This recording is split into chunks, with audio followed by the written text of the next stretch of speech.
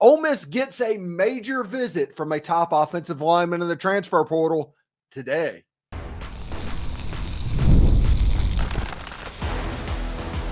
You are Locked On Ole Miss, your daily podcast on the Ole Miss Rebels. Part of the Locked On Podcast Network, your team every day. This is the Locked On Ole Miss podcast, the most watched Ole Miss podcast, bringing you the latest on Rebel football, basketball, and baseball. I'm Steven Willis, a 10-year veteran member of the national media and a former Ole Miss staff member. And today we have a loaded show. The transfer portal is winding down, but the Ole Miss Rebels are making major moves. Hosting Notre Dame starting offensive lineman Pat Coogan. He is the top interior offensive lineman in the portal. If the Rebels land him, they'll solidify their place as the number one transfer portal class in the nation. If you're interested in stuff like that, we also take a first look at Keisean Henderson, a name that you want to remember in high school recruiting.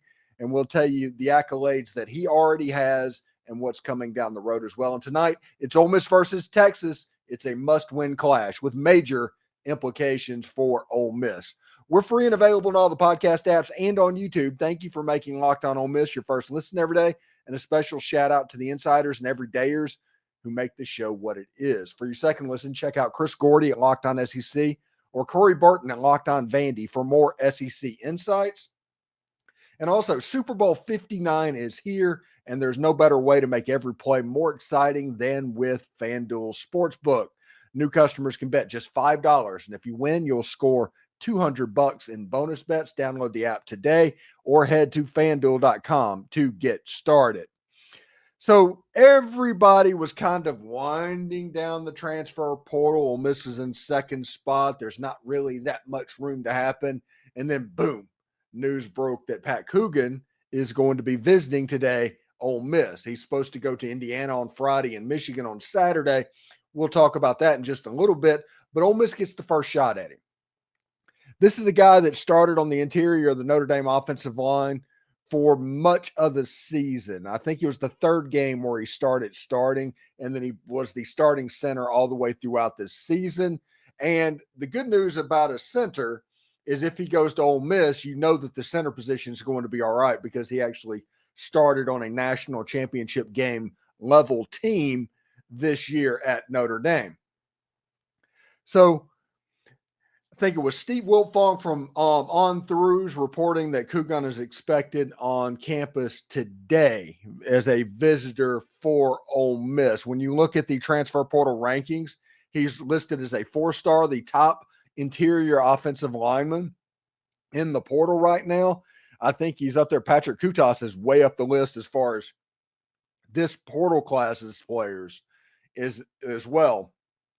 And Delano Thompson is pretty impressively set up as well. He's at 94.384 star on 3 at the moment. So my take is this Pat Coogan addition, if he chose Ole Miss, it would put Ole Miss as the top transfer portal class and make the interior of that offensive line potentially go from a weakness to a strength.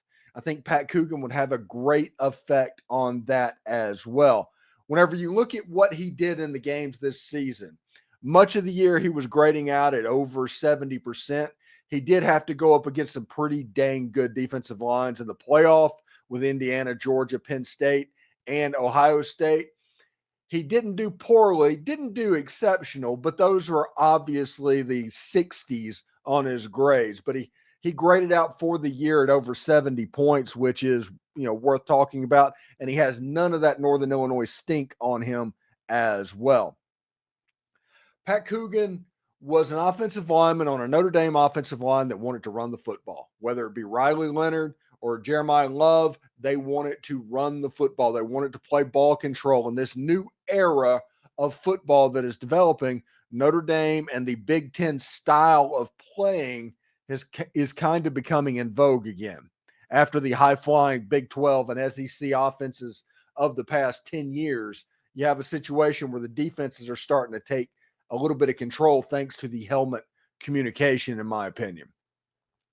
Coogan blocked some very good defenders. Like whenever you look at Ohio State and Penn State and Georgia and Indiana, all four of them had really good defensive lines. You know, we can make jokes about Penn State and Indiana not playing anybody, but the statistic level of their defensive line was pretty good this year thanks to the transfer portal. Indiana is also in the game potentially for Coogan down the road. But when you look at what they do offensively and what Ole Miss might be trying to do, we've talked pretty consistently over the last 2 months about how Ole Miss seems to be evolving their offense. There seems to be an evolution taking place. They're taking a bunch of tight ends. They're working on the offensive line. I think Ole Miss feels pretty good about their tackles, by the way.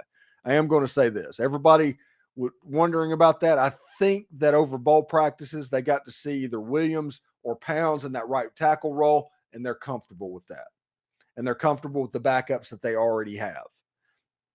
The interior of the offensive line, they were not comfortable with, and they have signed over and over and over players at that position to kind of build up what they already have. Remember, in this portal, there is no Walter Nolan. There is no Princely Amon-Mielen, and there is no Trey Amos, really, that you can get. Ole Miss has still done potentially a better top-to-bottom version in the transfer portal than Lane Kiffin's done since he's been coaching in Oxford, Mississippi. And Pat Coogan would be another example of that. When everybody knew exactly what was coming, he had to make the block. He had to move the defensive lineman. He had to get to the second level and the linebacker. When they knew exactly what was coming, he still had to execute. Ole Miss had a problem with that a couple of times last season when teams knew the inside zone was coming and they weren't able to move the defensive line. That is why I'm excited about Pat Coogan, is because of that. When the defense knows what is coming, can he give you enough space to where it doesn't really matter? And Ole Miss is supposed to have running backs that are at least capable of moving the pile forward. Shakai Mills-Knight, by the time the season kicks off, I'm expecting him to be 225 pounds. Logan Diggs, a very powerful running back that should be 100% healed from his ACL tear, even though he looked good on a couple where he flashed a little bit in the Gator Bowl. And then you have the transfers that are coming in, whether it be Trey Hall or Jordan Simmons or Kewan Lacey.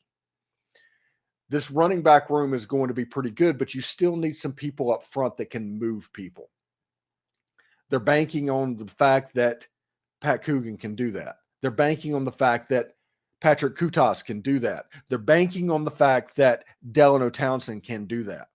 And Ole Miss has offensive linemen. We need to kind of get in the mindset of realizing there's going to be some high schoolers play some football next year. And I think they need to.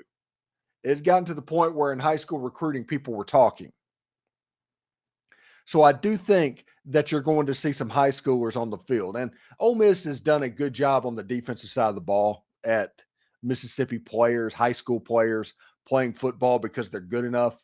You know, whenever you have Xavion Harris and Suntaran Perkins and those dudes, they're there. But the offensive side of the ball, it's kind of Quinshon Judkins, and that's about it. Now Ole Miss is bringing a high school player in Devin Harper, an offensive lineman that they flipped away from LSU, somebody that next season, in the 2026 season, is probably going to be counted on to start. I think he's going to play a little bit this year. And whenever you look at a Pat Coogan, whenever you look at a Patrick Kutas and a Delano Townsend, the interior of that offensive line is very well positioned to help a Devin Harper, who is an interior offensive lineman as well. Somebody that can show him the ropes. Coogan is a leader, a known vocal leader from his time at Notre Dame. Don't underestimate how big of a role that could play moving forward. Kutas is a really technical player that Arkansas was really sad to see go. And then you have Bryson Sanders, who I think is going to play a little bit as well too. The interior of that offensive line is starting to look pretty good. We'll see whenever spring practice happens and who emerges and things like that. But you have a chance where things could get a little bit interesting for Pat Coogan, Patrick Kutas, and all of those guys in the interior of the offensive line. You know, there's a player that wears a Davy Crockett hat to events. He already has a Navy All-American Bowl MVP under his belt, all the while he's still a junior. Meet Keisean Henderson as we continue introducing you to the top 2026 quarterback prospects next.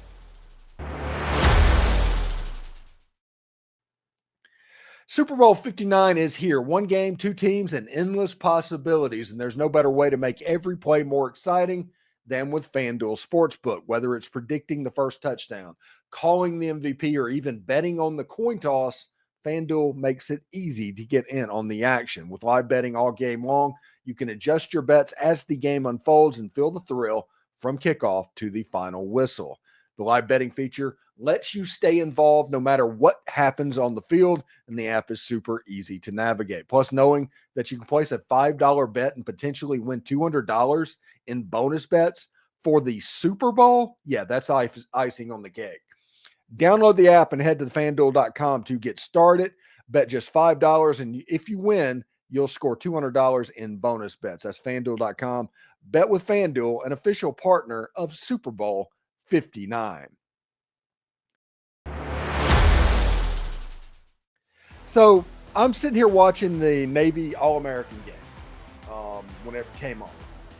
And I was paying attention to Shakai Mills-Knight, you know, for obvious reasons. And he's going to be a dude. He just looks different than even other big-time players that were on that field. And Winston Watkins, you know, he ended up with running the ball and playing slot receiver. He looked like a prototypical. That's where my focus was. But they kept talking in the game about this junior quarterback that liked to wear a Davy Crockett coonskin hat to whatever event he went to. And then lo and behold, a couple of seconds later, he threw like an 82-yard touchdown pass to give his team the lead. And everybody was like, who is this guy? Well, his name is Keisean Henderson. He is from a small high school in Texas, in the Houston area. I think it's the Legacy School for Sports Sciences. It's a school that I'm not 100% aware of what they are. Are they a football factory or whatever? Legacy, the School of Sports Sciences, kind of lets me know. So when you look at the huddle film, which we're going to in a second, keep that in mind that he plays in a small classification. He is ranked as the number 15 player in America, according to 247 Sports, the number 16 player in America, according to their composite. He is listed as the number one athlete, and all the recruiting services are listing him as an athlete. And we had Brian Smith, the Florida football scout, on the show talking about Keisean Henderson. He said, hey, if he was a wide receiver, he'd be the number one player in America. If he was a safety, he'd be the number one player in America. But he wants to play quarterback at the next level. So everybody's kind of putting him through the paces to see if he can play quarterback at the next level. Houston said, hey, you can play quarterback at the next level. He committed to Houston on the spot. The other schools that are on his list, I'm not 100% sure if it's a 100% quarterback offer, though if the Navy All-American game happened and all of these camps happen, with the jump that he took this year, I think he's going to be playing quarterback at the next level. Now, if you look at his highlights, the comp is absolutely RG3. When you look at somebody that can really run, super athletic, with a cannon for an arm and all of that, RG3 is the comp for Keisean Henderson. The problem that you're going to have with Keisean Henderson is not Keisean's fault. Okay, what I'm about to say is nothing to do with Keisean.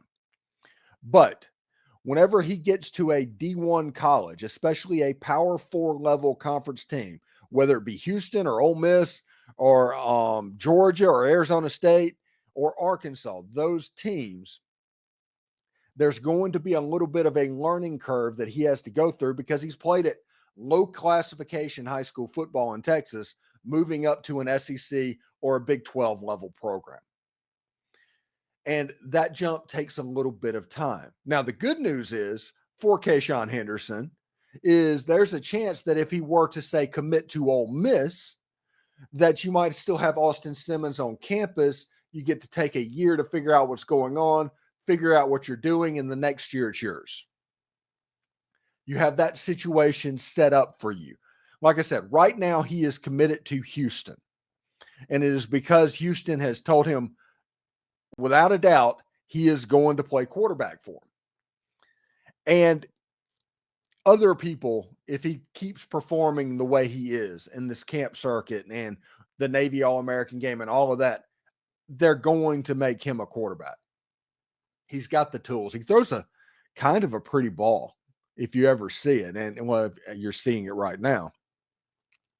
But he's somebody that can make what you're doing even a little bit better, if that makes sense. He is a Lamar Jackson element that's being added to the mix.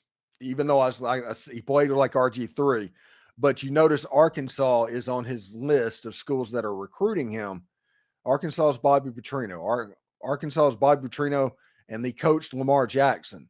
So that recruiting thing is something that can help an athletic guy who Lamar Jackson growing up in South Florida. He was somebody that a lot of people had this same situation with, where they just didn't want him to play quarterback. He's too good of an athlete to play quarterback.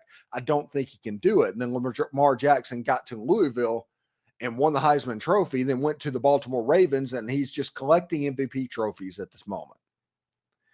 So Keisean Henderson has that level of ability.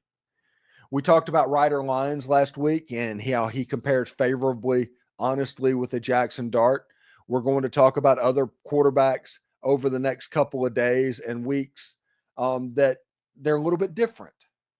But the reason we're starting with quarterbacks is they do commit earlier than other positions. I would not be surprised to see all of these guys basically shut it down and start recruiting their class sometime in the next month or two. Whether it be Ryder Lyons, Keisean Henderson, all the guys that Ole Miss is recruiting. But Henderson is a heck of a quarterback.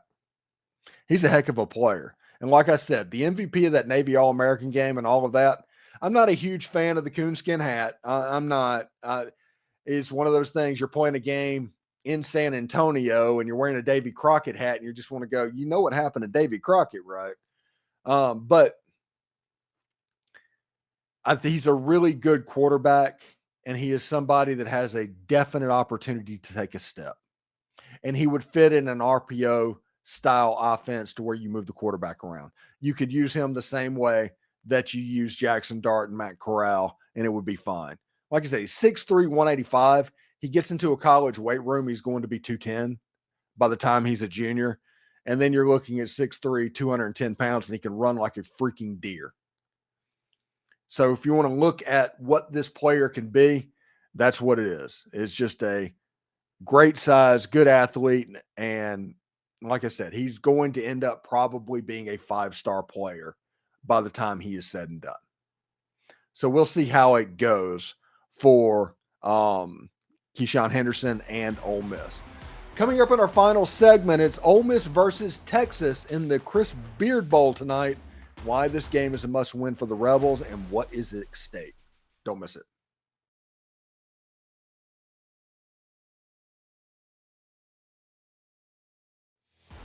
So Ole Miss has Texas tonight. And honestly, I am going to give everybody a little bit of a surprise here. This hasn't been so much build-up about Chris Beard in Texas over the last couple of days. I'm going to be honest. After the Missouri game, I dreaded what was coming. And it just hasn't happened. Now, it probably will happen during the game, and it'll be part of the broadcast, but you don't have the lead up to it. So it just feels like a basketball game. And Ole Miss needs a basketball game to just feel like a basketball game. They need some good vibes, some good feelings, and they most of all need a win. And the reason they need a win in this game is because of what's upcoming. If they drop this game and go to 4-4, they're looking at Auburn next and Kentucky in a week. If that happens, it gets problematic, and a potential 6-game losing streak, that's bad vibes. You want to sit back and you're like, no, that is not a good position to be in. So Ole Miss can cut that off at least cut it in half, because you're not going to be favored against Auburn. Nobody's been favored against Auburn. And other than Duke, who I think is the number 2 team, I don't know if anybody's beaten Auburn. So we'll see exactly what it looks like. I do think Auburn is going to lose a game in conference play, because every team is going to lose games in conference play. But the way it's situated, if you're just looking on paper, if you're just looking at chalk, that's the way it sits. Now, Kentucky is in a weird spot. They played a game this week at Knoxville, at Tennessee. They haven't played particularly well on the road, with the exception of that weird Mississippi State game to where they just couldn't miss from three-point land.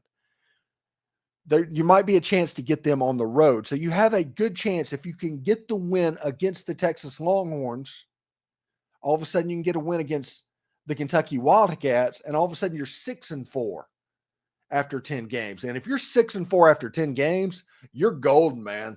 Everything's kind of falling into place. You need essentially 2 more wins in the Southeastern Conference to qualify for the NCAA tournament, because everybody assumes that 8-10 is going to be enough to do it. But you get to 6-4, all of a sudden you start thinking about finishing out 4-4.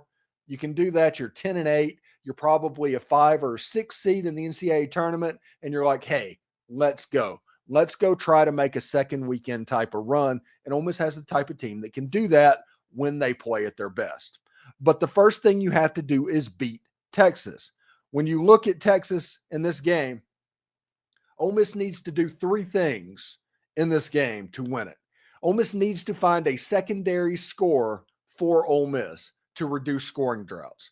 Whenever the primary gets taken away, you need somebody that can get you a bucket, that can stop the other team from going on runs and get you back on track. If Ole Miss can do that, if they can find that, they're going to be very difficult to stop. The primary score it's interesting, the way that Ole Miss has been set up.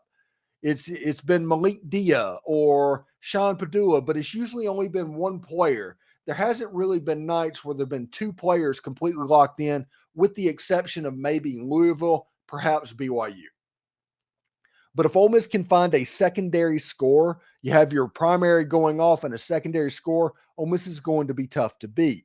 The second thing is be competitive on the boards against Texas. I know this is a broken record.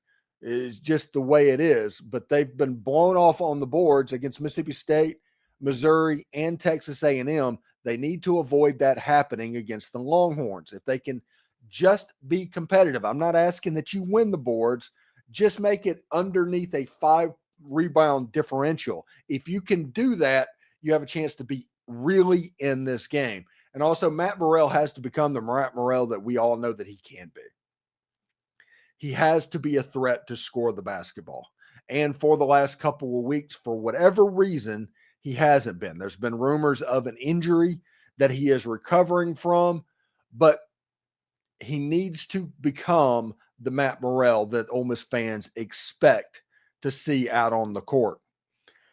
This Texas team is pretty good. They beat Missouri, who just beat Ole Miss. They beat Texas A&M, who just beat Ole Miss. So this is going to be a difficult game. And when you look at the talent that Texas has, they always have a little bit of it.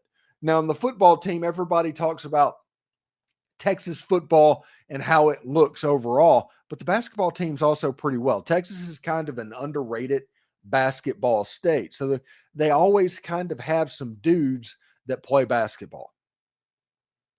Ole Miss has to handle business and get the win. Now, I assume that Chris Beard really wants to win this game, not even above and beyond the next game on the schedule thing that they like to do. Chris Beard really wants this game because of how everything went down. But if Chris Beard can win this game and get those good feelings, and you're sitting at 5-3 going into the Auburn game this weekend, which is going to be a completely packed house to the rafters game, and you have good vibes, go out there and you have your free shot. Go out there and you can try and figure out how to get a W and how to deal with Janai Broome. If you are in a position to where you lose against the Texas Longhorns, you just hit completely desperate mode against Auburn. At that point, you're in danger of going below 500 in the conference with Kentucky coming up in the midweek. So Ole Miss will have to see how it's going to go, but Ole Miss desperately needs a win in this game. And honestly, I think they're going to get it. I'm not at the point where I want to call a double-digit victory. I think this Ole Miss Texas team, they have two similar styles. Rodney Scott, the coach at Texas, or Rodney Terry, I could have his name wrong. I apologize for that. They play very similar styles to each other because, honestly, he was an interim coach that got promoted up and got the job full-time. So a lot of their mindset is going to be similar. So whenever you have those tightly matching styles, it leads to some interesting points. Ole Miss probably needs to create some turnovers and some easy buckets. If Ole Miss can do that and get to a decent lead and actually close out a basketball game and to prove that Texas A&M game was a fluke, you go into the Auburn game with a ton of good feelings. And if you go into the Auburn game with good feelings, let's see what happens. We saw against Alabama that weird stuff can happen. And the Kentucky game on the road, Ole Miss can win that game. Kentucky's a good team. They're a legitimately good team, but Ole Miss can win that game at home. And then all of a sudden you're looking at it 7-3, 6-4. If you can do that, you are absolutely golden. That is the goal. And the ultimate goal is 8 wins and to get into the tournament. We talked about how after the Alabama game, how that moved. No, it's just 8 games and get into the tournament. And if Ole Miss can do that, they're going to be in really good shape. So a little bit later on tonight, we are going to have our instant overreaction post-Texas thing where we talk about exactly how much in our feelings we are following that game. We have Jake Crane that's going to be on Sunday.